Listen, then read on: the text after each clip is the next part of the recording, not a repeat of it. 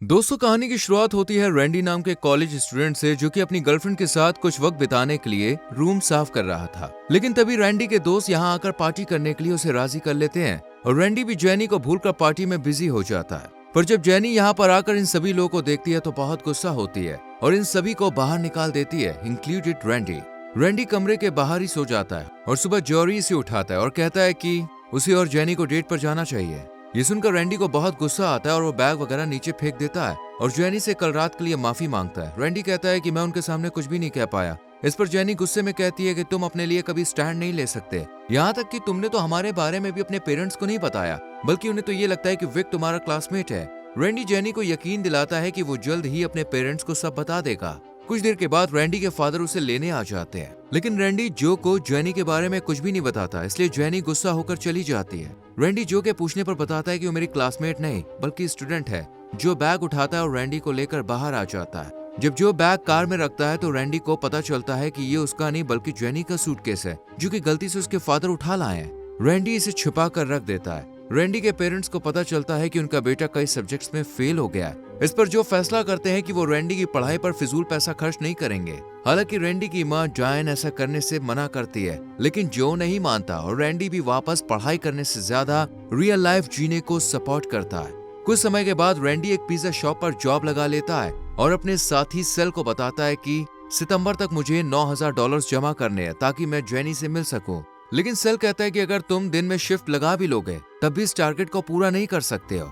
इसी बीच यहाँ दो लेडीज आकर टोनी के बारे में पूछती है, जो कि यहाँ जॉब करता था। सेल रैंडी को इन दोनों लेडीज की तरफ इशारा करता है, लेकिन रैंडी इन्हें इग्नोर करते हुए कहता है कि मुझे तो सिर्फ अपनी गर्लफ्रेंड से मिलना है। इतने में ही इनका बॉस आ जाता है और पिज्जा डिलीवर करने के लिए कहता है। रास्ते में रैंडी को एक सुंदर सी लड़की दिखती है, जो कि रैंडी को लाइन देती है और रैंडी भी उसे फॉलो करते हुए बुटीक में चला जाता है। इसे देख लेडी कहती है कि तुम अभी बहुत छोटे हो। ये सुनकर रैंडी को बुरा फील होता है, लेकिन यहाँ मौजूद एलेक्स नाम की लेडी रैंडी से कहती है कि तुम बहुत अच्छे हो और फिर एलेक्स रैंडी को कैप और कोट पहनाती है। रैंडी एलेक्स की खूबसूरती देख उस पर फिदा हो जाता है, लेकिन तभी उसे ध्यान आता है कि उसने गलत पार्किंग कर दी है। इसलिए रैंडी जल्दी से चार्ज लगने से पहले ही वहां से चला जाता है और पिज्जा पार्लर में आकर सेल को कहता है कि मैंने एलेक्स के साथ टाइम बिताने का मौका गवा दिया। कुछ देर के बाद फिर से बॉस आकर बेवर्ली हिल्स पिज्जा डिलीवर करने का ऑर्डर देता है।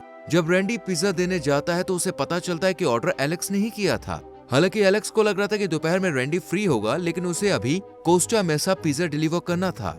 इसलिए रात में रैंडी एलेक्स के साथ होता है और जो को कॉल करके बताता है कि वो आज दोस्त के घर रहेगा। एलेक्स और रैंडी एक साथ वक्त बिताते हैं। अगले दिन सेल को जब पता चलता है कि रैंडी रात भर एलेक्स के साथ था तो काफी हैरान रह जाता है। उधर टोनी नाम का शख्स रैंडी के घर कोट देने आया था, जिसे पिज्जा पार्लर पर किसी ने पहुंचा दिया था। टोनी को लगता है कि जो ने अपने बेटे को ये गिफ्ट किया है। हालांकि जो को इसके बारे में कुछ भी पता नहीं था।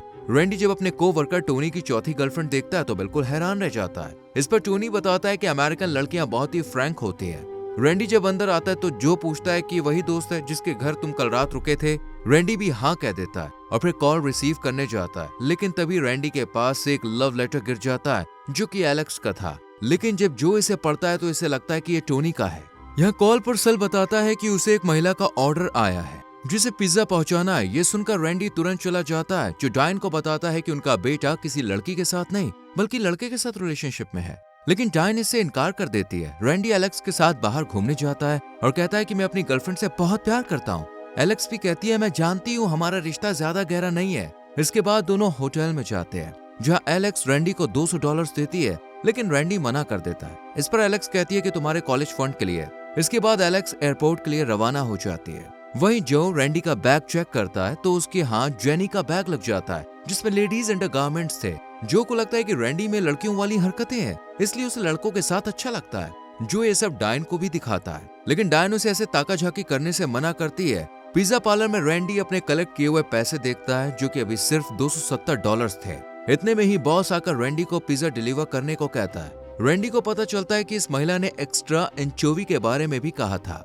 रैंडी जल्दी से एड्रेस पर पहुंच जाता है, क्योंकि रैंडी को लग रहा था कि ये एलेक्स ने ही किया है। लेकिन जब वो शानदार से घर में जाता है तो उसे वहां दूसरी लेडी दिखती है, जो कि अपने आप को एलेक्स की फ्रेंड बताती है और रैंडी के साथ अपना दुख शेयर करती है और कहती है कि मेरा पति मुझे इज्जत और प्यार नहीं देता। और फिर रोने लगती है। रैंडी से सेटिस्फाइड करने के लिए उसके साथ वक्त बिताने के लिए राजी होती है और उसे किस करने लगती है, लेकिन ये लेडी इसे रोक देती है और रैंडी को बेडरूम में ले जाती है और दोनों इंटीमेट होते हैं। पिज्जा पार्लर आने के बाद रैंडी को पता चलता है कि उसे और ज्यादा एंचोवी के साथ 5 और पिज्जा ऑर्डर मिले हैं, लेकिन रैंडी और ज्यादा मैटिंग सर्वेंट का काम नहीं कर सकता था, इसलिए वो इन ऑर्डर को कैंसिल करने के लिए कहता है। इसके बाद हम रैंडी के फादर जो को देखते हैं, जो कि एक कॉन्ट्रैक्टर थे।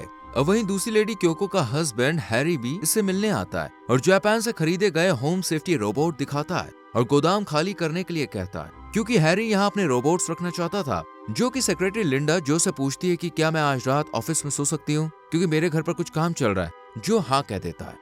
शाम को जो हैरी के साथ बार में होता है, जहाँ पर जो हैरी को रैंडी की फोटो दिखाते हुए कहता है कि मेरा बेटा लड़कों के साथ रहना पसंद करता है। हालांकि मैंने अपनी बीवी को इस बारे में बताया, लेकिन वो इसे एक्सेप्ट नहीं करती।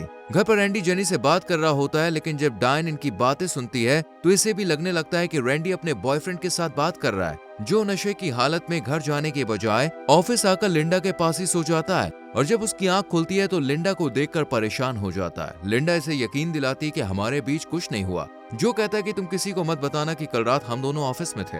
लिंडा धोखे से डायन का कॉल रिसीव कर लेती है, जिससे डायन को लगता है कि कल रात जो किसी लड़की के साथ था। इधर पिज्जा पार्लर में जॉरी रैंडी के पास आकर जेनी का नंबर मांगता है, क्योंकि वो तो कॉलेज में आएगा नहीं।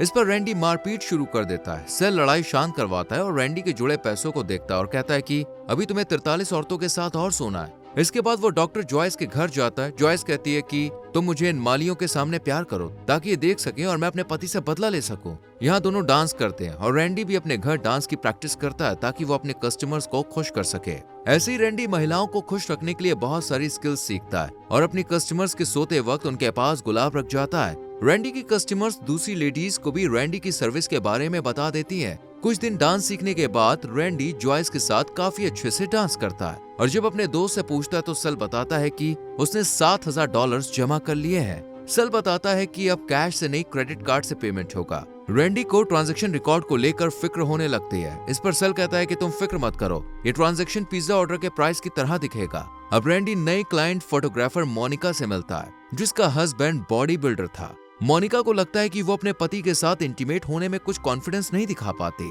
इसलिए मोनिका कॉन्फिडेंस से फोटो क्लिक करवाती है। इस रात रैंडी सपने में देखता है कि मोनिका का हस्बैंड पिज्जा पार्लर आकर उसकी पिटाई कर रहा है।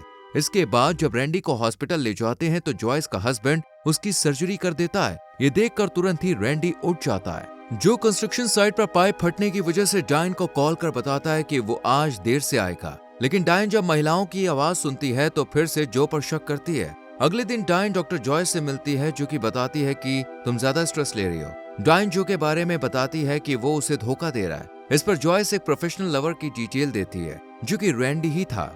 रैंडी क्योको को सर्विस देने जाता है, जहां उसका पति हैरी आ जाता है, जिसे देखकर रैंडी जल्दी से छुप जाता है। इधर हैरी को लगता है कि क्योको रीड पामर के साथ मीटिंग करने वाली थी, यानी हैरी रीड पामर को क्योको का बॉयफ्रेंड समझता है। इसलिए जब हैरी गुस्से में रीड के हॉस्पिटल जाता है तो देखता है कि रीड खुद अपनी नर्स के साथ है।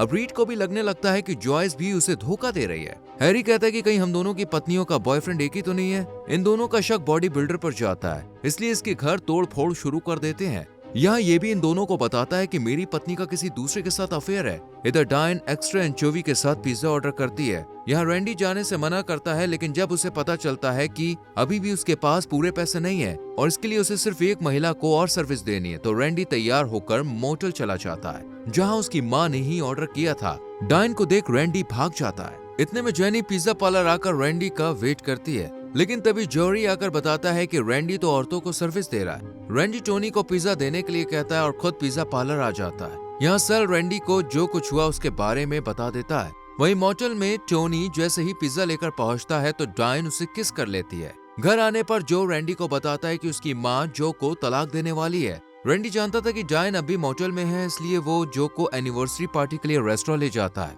इधर मोटल में डायन टोनी को खुद से दूर करके कहती है कि मैं सब नहीं कर सकती, और जल्दी से कार में बैठकर एनिवर्सरी पार्टी में जाने लगती है। वहीं ये तीनों हस्बैंड जब क्रेडिट कार्ड रिकॉर्ड देखते हैं तो इन्हें पता चलता है कि इनकी वाइफ्स ने $200 का पिज्जा ऑर्डर किया है। इधर जॉरी और जेनी के पास बॉडी बिल्डर आ जाता है और रैंडी के साथ मार पिटाई शुरू कर देता है, लेकिन बाद में इन्हें एहसास होता है कि बॉयफ्रेंड रैंडी नहीं बल्कि जॉरी है, क्योंकि हैरी को जो ने बताया था कि उसका बेटा लड़कों में इंटरेस्टेड है। जॉरी को लेकर ये तीनों क्योको के घर जाते हैं, लेकिन जब इन्हें पता चलता है कि क्योको इसे नहीं जानती, तब इन्हें लगता है कि ये गलत इंसान को उठा लाए। जेनी रैंडी से कहती है कि तुम दूसरी महिलाओं के साथ सो रहे हो, मैं तुम्हारे साथ नहीं रह सकती। इस पर रैंडी पूरी बात बताता है और जेनी को लेकर पेरेंट्स की एनिवर्सरी पार्टी में जाता है। यहाँ पार्टी में जो और डायन भी एक दूसरे को माफ कर सब कुछ ठीक कर लेते हैं। यहाँ टोनी भी डायन के पीछे आता है और डायन और जो को पता चल जाता है कि टोनी मोटेल में रैंडी की जगह गया था, यानी उनका बेटा ये सब काम करता है। इसके बाद तीनों हस्बैंड रैंडी को मारने लगते हैं और पार्टी तहस नहस हो जाती है। तोड़फोड़ की वजह से इन तीनों को पुलिस अरेस्ट कर लेती है और आखिर में रैंडी जेनी को अपने पेरेंट्स से मिलवाता है और ये मूवी यहीं खत्म हो जाती है और जो का शक भी दूर हो जाता है कि उसका बेटा लड़कों को पसंद करता है। दोस्तों, आपको इस मूवी की एक्सप्लेनेशन कैसी लगी कमेंट करके जरूर बताएं। वीडियो को लाइक और शेयर भी करना। अगर आपको इस मूवी का लिंक चाहिए तो हमारे टेलीग्राम चैनल को ज्वाइन कर लीजिए, जिसका लिंक आपको डिस्क्रिप्शन में मिल जाएगा। साथ में इस चैनल को सब्सक्राइब करके बेल आइकॉन प्रेस करें, जिससे आने वाली वीडियोस आपसे मिस ना हो। मिलते हैं अगली वीडियो में। Till then bye bye.